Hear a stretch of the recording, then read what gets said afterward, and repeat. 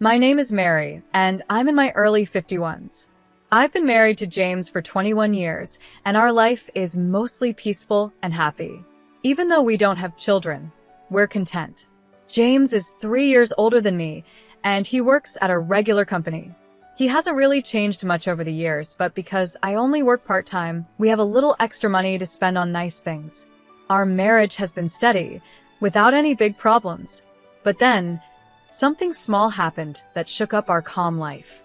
It all started when I learned that my father had passed away and I inherited his apartment. After James and I got married, my father moved into a new, modern 3-bedroom apartment. Meanwhile, James and I lived in my childhood home, a 5-bedroom house full of memories. My father had given it to us as a wedding gift, and he was happy for us to start our life there. I was so touched by his gesture. When my father passed away, I inherited his apartment. I loved that place, so I decided to rent it out right away. But one day, during conversation with James's family, an unexpected suggestion came up. Someone said, Rachel and her kids are living in a small place. How about they move into Mary's 5-bedroom house? Rachel is James's younger sister. She's divorced and raising 2 kids in a 3-bedroom apartment, which is probably a bit cramped for them. To be honest, my relationship with Rachel hasn't been great. Every time we meet, she makes little sarcastic comments about the fact that James and I don't have kids yet. James and I got married just before we turned 32, and ever since then, Rachel has been making these remarks. As I got older, her comments became even more cutting, like, "You're over 32 and still no kids?" Or, "Don't people see you as less of a woman without children?" What hurt me the most was something she said after my father passed away. She looked at me and said, "It's a shame your father never got to see a grandchild." That really shocked me and left me feeling numb. Rachel is actually 5 years older than me, so instead of a younger sister-in-law, she feels more like an older one. We've always tried to be kind to her and treat her like family, but those remarks really stung. I naturally built a wall in my heart against Rachel. I'm an only child, and my father was my only family. Losing him was hard enough, but Rachel's words made it even worse. Some time had passed since my father's death, and I hadn't seen Rachel for a while. Then, out of nowhere, my mother-in-law brought up something unexpected. She said, Rachel is willing to pay $1,000 a month in rent. When I saw the smug look on her face, I was too shocked to say anything. The apartment we lived in was old, but we took good care of it, and it was still in good shape. There was a big mall nearby, and transportation was easy with buses and trains. If we rented out the apartment, I thought it would go for at least $2,500 a month. But $1,000? That was unbelievable. Didn't they know the going rate for this area? Renting out such a spacious 5-bedroom apartment for only $1,000 a month was ridiculous. Maybe they thought I had agreed, because I didn't say anything right away. My mother-in-law seemed really excited about the idea and said, "You already have another apartment, right? You can live there instead. Even if you don't renew the lease, Rachel and her kids can move in, so it's all fine." How long is the contract? James seemed excited too and added, "That's a great idea. The place your father lived is new and perfect for just the 2 of us." At this point, the conversation was moving forward without even considering our thoughts, and I started to panic. I couldn't help but blurt out, "Isn't there an option for all of us to live together in this apartment?" James's parents had a big house, and they were the only ones living there. They even had rooms for both James and Rachel, so I thought it would be fine if they all moved in. After all, they said they wanted a bigger place. Normally, before making decisions like this, you talk with the family. But moving in with James's parents would mean Rachel's kids would have to change schools, and they seemed worried about the cost and hassle of getting new school uniforms and gym clothes. I didn't want to directly say I didn't want to rent the apartment to Rachel in front of my mother-in-law, but I said, "This is my hometown. I can't just leave so easily." I left their house, but my mother-in-law said, "You don't have to decide right away," which made me feel like she wasn't giving up. When I got home, I asked James, "This apartment is special to us. Why are you so quick to decide to leave?" He seemed surprised and said, "Well, it's not a single-family home. I was shocked by his answer. Maybe because he grew up in a house, an apartment didn't feel like a real home to him. But I wished he could at least understand my feelings and apologize. Instead, I felt upset. I raised my voice and said, "This is my home, my apartment. Why are you making decisions without asking me?" James looked upset and replied, "We've been married for 21 years. Why are you saying my apartment? It's our apartment." I could hear the frustration in his voice. I wished he could understand how much this apartment meant to me as my special home. If he had hesitated about renting it to his sister, I might not have felt so hurt by his words. But in that moment, I felt deeply hurt. We tried to calmly talk about it many times after that, but it was difficult. James didn't seem to understand my feelings at all. He started calling me things like money-minded, stubborn, and selfish. As time went on, the distance between us stayed the same. During this period, I kept getting messages from my mother-in-law asking if we had made any progress on moving. The pressure from both my mother-in-law and James, who didn't seem to understand my perspective, wore me down. I felt like I was nearing my breaking point. Then one day, I was shocked to receive an email from Rachel. She wrote, "Why are you two, without kids, holding on to such a big space? You don't need it. Just move out." I hadn't heard from Rachel since we started talking about the apartment, and now here she was, telling me to leave. I never imagined she would send such a blunt message. Reading her email, I reflected on everything I had been through and felt a wave of self-doubt. The idea of divorce crossed my mind several times. Each time, I tried to calm myself, but I was reaching my limit. I decided to visit the local government office to start the process for a divorce. I also reached out to a specific place to understand the next steps. A few days later, with a clearer mindset, I went to the court. After checking, I found out that both the apartment we lived in and the one I was renting out were in my name. It was legally mine. Confirming this gave me the strength to confront my situation with James. I thought about what I needed to do next and decided we needed to talk seriously. I told James, "I've said this many times, this is my house. I can't stand the idea of renting it to Rachel. I don't want to give my home to someone who treats me poorly. Please talk to your mother and Rachel about this." James's face darkened like he was tired of the conversation. I had already told him about all the hurtful things Rachel had said to me and how much I disliked her behavior. I wanted him to understand my feelings, but instead, he sided with Rachel, saying, "Rachel is right." It was then that I realized how things had truly changed. I could have gone through with a divorce at that moment, ending the pain I was feeling. But I couldn't bring myself to end a 21-year relationship so quickly. Deep down, I was ready for divorce if James rejected what I had to say. Still, I thought to myself, maybe I'm being too sensitive about Rachel. Maybe she isn't being as condescending as I think, and I'm just exaggerating things. James didn't get it though. He said, "I really don't understand why you feel this way." His words hurt. Was I the only one feeling like this? I asked him, "If that's how you feel, will you sign this?" And I handed him the divorce papers. James looked shocked but quickly replied, "Do you really want to end our relationship over something so small?" He didn't understand that it wasn't a small issue to me. "I'm serious," I said, looking him in the eyes. "I care about Rachel too, but lately, things between us have changed. I don't feel the same love anymore, so I'm leaving."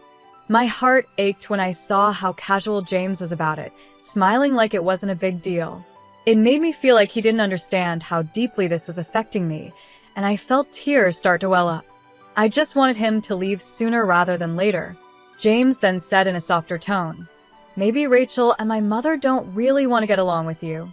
Have you ever thought that because you always focus on yourself, our relationship has suffered?" His words stung again. We had always misunderstood each other, even while trying to make things work. I think it's impossible to fix our relationship now, no matter how much we talk. "I can't imagine a future with you anymore," I said calmly. "If you can't understand my feelings, then we'll have to go through with the divorce." James looked both surprised and sad as he asked, "Do you really feel that way?" Then he left the house without saying anything else. He didn't sign the divorce papers, and he left all his belongings behind. A few days later, James came back. He looked sad and unsure. "What should we do from here?" he asked quietly. I could tell he thought I might forgive him if he acted humble, but my mind was already made up. There was nothing left to discuss. "If you agree to the divorce, sign the papers," I said. "If not, we'll have to take legal action. And by the way, I've decided to let go of this house." I had been thinking about selling it for a while. The day I went to get the divorce papers, I talked to Mr. Eric, an old friend of my father's. I'd known him for years. When I was a child, Mr. Eric was always by my father's side until the very end. He even attended my father's funeral and gave me his business card, telling me to reach out if I ever needed help. The card had the details of his law firm. Thanks to Mr. Eric, I was able to get help from a legal advisor to deal with my father's inheritance. When I told Mr. Eric about my situation, he gave me honest and helpful advice. He explained the importance of checking property ownership, dealing with divorce complications, and other tips that helped protect me. After James left the house for a while, I decided to sell the apartment. I quickly contacted real estate agents to start the process. I also informed Mr. Eric about my rocky relationship with James and how he refused to sign the divorce papers. Asked for his help in handling the divorce. When James found out I was selling the apartment, he was shocked and angry. "You always said this was our family home. Are you really going to sell such an important place? After all the concern you had about Rachel, you're being selfish," he said. But his words didn't affect me anymore. I looked him straight in the eyes and asked, "Do you have anything else to say?" James seemed surprised but quickly began arguing. "Why would you make such a big decision on your own? The apartment may be in your name, but after a divorce, there should be a division of property. This place belongs to both of us, right?" James was clearly emotional and desperate, but I calmly smiled and responded, "Actually, this apartment has been in my name since before we got married. I checked with my lawyer, and anything owned before marriage isn't part of the property division." Selling the apartment was difficult, but I didn't want to hold on to painful memories in this home. With the advice from Mr. Eric about property laws, I decided selling was the best choice. When James realized the truth, his attitude changed quickly. "I'm sorry," he said. "This place means a lot to you, but it hasn't been sold yet, right? Please reconsider. Let's give it another try. I'll talk to Rachel and Mom. Just stop the divorce and the sale of the apartment." As I listened to him plead, I found myself wondering why I had stayed with him for 21 long years. I was shocked that I had chosen someone like him. "Don't try to act nice now. When we were together, you never stood by my side. The idea of starting over with you is impossible, so please leave. We both need to move on." He wasn't easily convinced, and this created a big gap between us. But after going through all the necessary steps, I was finally able to end our relationship. It felt like the start of a new chapter in my life. At first, being alone seemed scary, but I realized it wasn't as bad as I thought. Now I live in a new 3-bedroom apartment, living life the way I want. My mother is with me, and even though he's gone, I'm fine. Everything is okay. My husband once coldly said, "You're not needed here." That shocked me. I had been sending $3,100 every month to his parents, but it didn't matter to him. Then, to make things worse, my mother-in-law added, "A wife who can't do proper housework isn't needed," with a cold smile, almost as if she was happy to see me go. Realizing there was no point in trying to please these people anymore, I decided to leave. With a calm smile, I replied, "If that's what you think, then I'll go." My husband looked shocked. "My name is Lauren, and I'm a 35-year-old office worker. I met my husband Michael through a blind date set up by a friend. He was friendly and outgoing, and we hit it off quickly. We got married, and now we've been together for 3 years. We don't have any children yet. Before we got married, Michael lived with his mother. When we got married, he suggested building a new house on his family's property. He said, 'I'm worried about my mom living alone. I want to be with her, but I also want us to have our own life together. I think this is the best idea.' I asked, 'But won't we have to get a mortgage for the house?' Michael reassured me, 'The house will be paid for with the inheritance my father left me. We won't need a mortgage, and the land is free.' The house will be in my name, and we can just support my mom with monthly payments. What do you think? Does that sound okay? I wondered, aren't you worried about your mom's finances? Michael replied, we'll be helping her, and she has income from her part-time job and her pension, so everything will be fine. It seemed like a good plan, and Michael even said, when you work late, my mom can help with the housework. It will make things easier for you.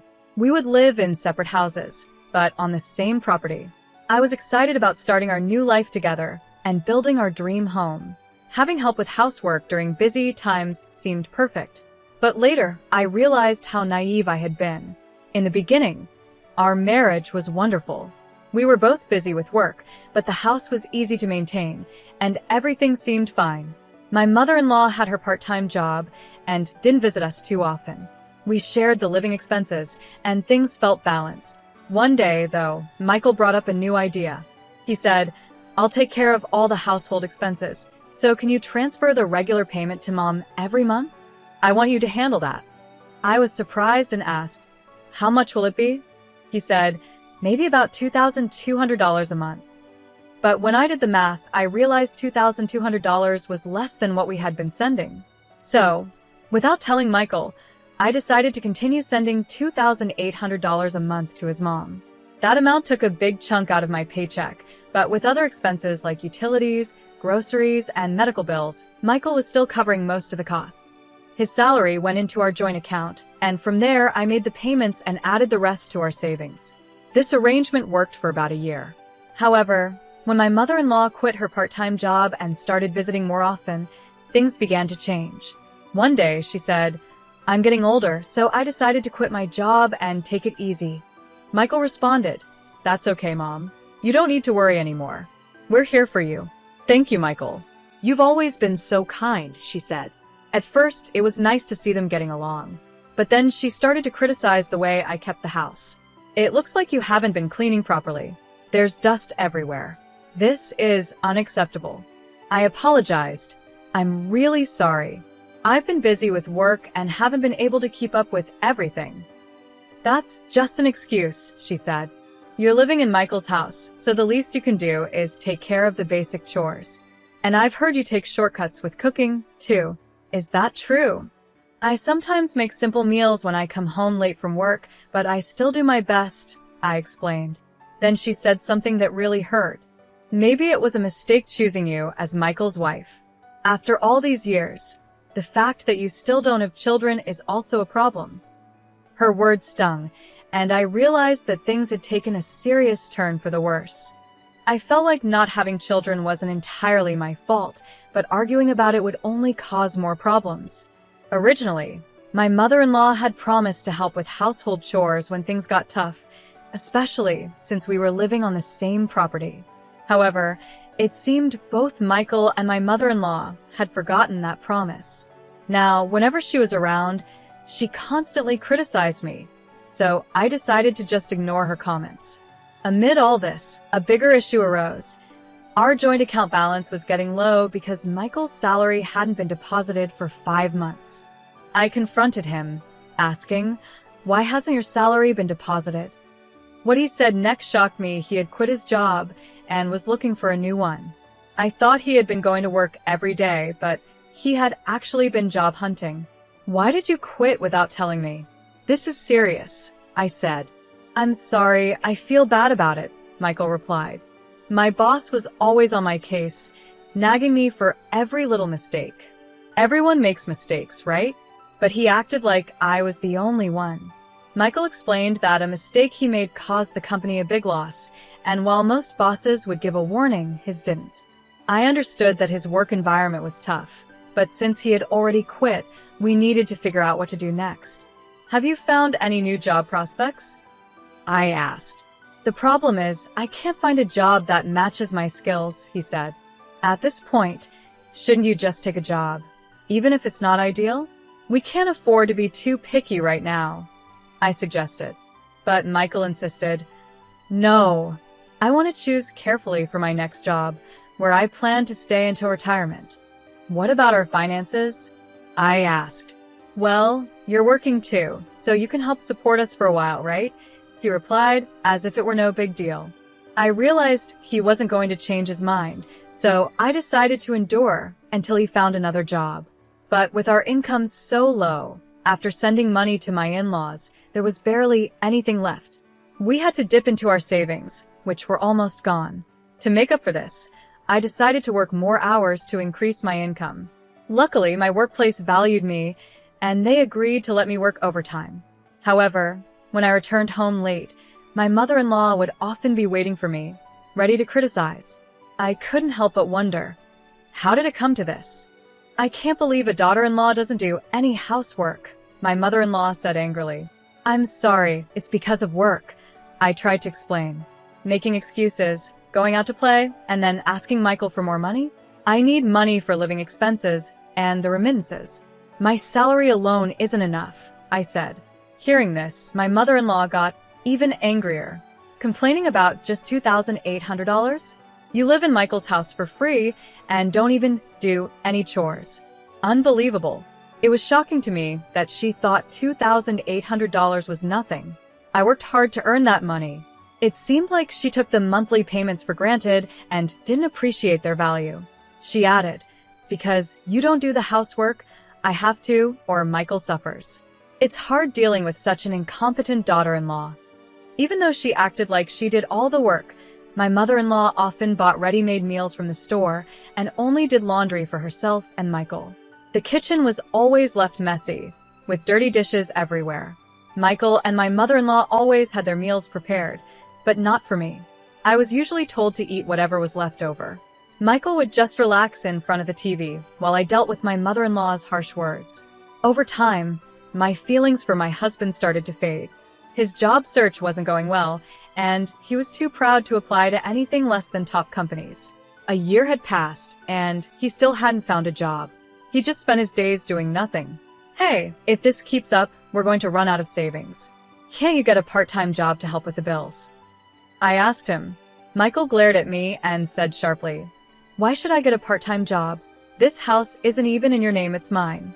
You're just living here and can't even take care of me properly, so of course you have to pay the bills. I felt the future was looking bleak. I was paying for everything, our living expenses and the remittances to his mother, but there was a limit to how much I could earn. Remittances? It's just $2,800. Stop nagging me. If you don't like it, leave my house, he said angrily, hitting the table before walking out of the room. Michael dismissed the amount I worked hard to earn, calling it just $2,800. Our relationship had never been more strained. Then, unexpectedly, some good news came. Michael had a chance to get a job at a company run by his mother's friend. While the salary wasn't as high as his old job, I was just thankful he would be working again. The trial period was set for 5 months. Michael grumbled, I don't think this company is the right fit for my skills, but it's hard to say no since my mom introduced me. As long as you're willing to work, that's what matters. Do your best and aim for full employment, I replied. I never imagined that Michael's new job would cause more problems. At first, he left for work every morning with energy, but after a month, things changed. He started coming home late, and sometimes he didn't come home at all. His jacket smelled like a woman's perfume that I didn't recognize. On top of that, he stopped contributing his salary to our household and even started withdrawing money from our joint account without asking me, while still sending the monthly remittance to his mother.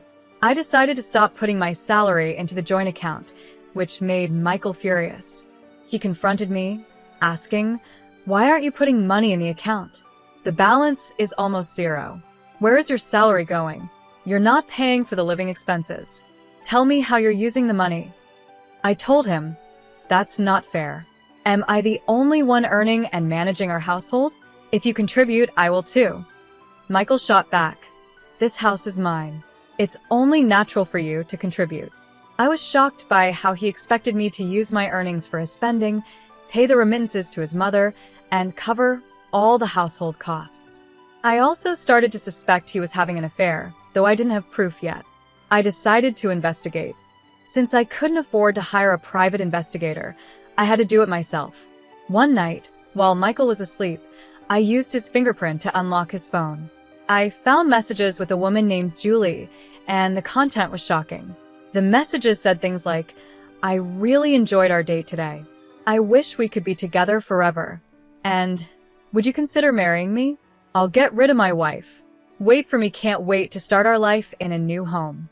I took screenshots and saved the messages to my phone. I then decided to find out who Julie was. But before I could act on it, I came home from work one day to find bags piled up at the entrance. "What's all this?" I asked. Michael replied coldly, "I've decided to live with my mom instead of you, since you don't do the housework." "You made this decision without talking to me? This is my house too. You can't just make decisions like this," I said.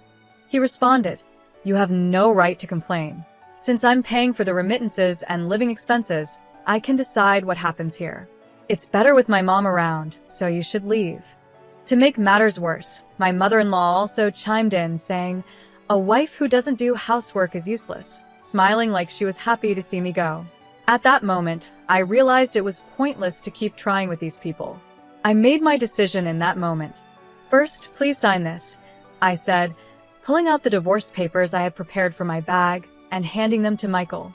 Confused, he asked, "When did you prepare this?" "The day you told me to leave the house. I got them right after you said that," I replied calmly. Michael was surprised, but eventually he agreed and signed the papers. I signed them as well and said, "I'll submit these to the city office. I'll arrange for a moving company to get my things out as soon as I find a new place. I want you out as soon as possible." My mother-in-law yelled at me, but I ignored her. I packed the essentials into a bag and headed to my parents' house. They were surprised by my sudden arrival, but they welcomed me with open arms, understanding that something was wrong. The next day, I took some time off from work and began to take action. First, I submitted the divorce papers to the city office. Then, I started looking for a lawyer to help with the divorce process and any compensation I could claim. I also began searching for a new place to live. It was a busy time, but I felt a sense of fulfillment as I moved forward with my life. I found a nice, modern apartment perfect for a single person and hired a moving company to help with the move. On the day of the move, I returned to the house while Michael was at work, but his mother was there. The movers took my furniture, appliances, and other belongings, piece by piece. "You're taking everything? The house will be so empty," she said. "These are all the things I bought when we got married. I used my savings to get the furniture and appliances. Since the house is in Michael's name, these items are mine," I explained. She couldn't argue and was clearly frustrated. After moving into my new, luxury apartment, I started enjoying my independence. I was able to use all my income for myself, and thanks to my hard work and overtime, I got promoted and my salary increased. Life went on like this for about 5 months. Then I started getting a lot of calls from my mother-in-law. I regretted not blocking her, but eventually I gave in and answered one of her many calls. "Hello, Lauren, can we talk?" she said. "What do you want?" I asked, tired of her persistence. "Please, can you come back?" she pleaded. "What?" "I thought you wanted me to leave." "I'm sorry. I've thought about it and reflected on everything," she replied. She wanted me to start sending her $2,800 again, just like before. I couldn't believe how selfish she was. She explained that Michael's affair at work had been exposed, and he couldn't get a regular job anymore, only part-time work. He and Julie had started living together, but Julie didn't like living with his mother, so she moved back to her old home. Without the money I used to send, she was struggling to survive on her pension. "I have nothing to do with you anymore. I won't send you any money," I said firmly. Then I blocked her number and also blocked Michael's. I didn't want any more contact with either of them. But a few days later, Michael showed up outside my workplace. "Lauren, I'm sorry. Can we start over?" "I'm in trouble," he said, clearly desperate. I was shocked to see him there. He explained that living with Julie hadn't worked out because she couldn't do housework, and after the affair became public, he felt uncomfortable at work and quit. Their relationship fell apart because of their financial struggles and constant arguments, and Julie had left him. "It's too late," I told him. "I don't want to see you again. If you try to ambush me like this again, I'll call the police." He shouted, "Wait," as I walked away, but I ignored him and went home. Later, with the help of my lawyer, I received $50,000 in compensation, and Julie paid me an additional $210,000. I heard that Michael was now working several part-time jobs to pay off his debts and had even resorted to shady ways of getting money. Meanwhile, my mother-in-law had gone back to working part-time and was living frugally. They were constantly blaming each other for their problems. Julie had started working night shifts to pay off her debts after quitting her job and breaking up with Michael. As for me, I've adopted a little dog and am enjoying peaceful, happy days in my new apartment, looking forward to whatever life has in store next.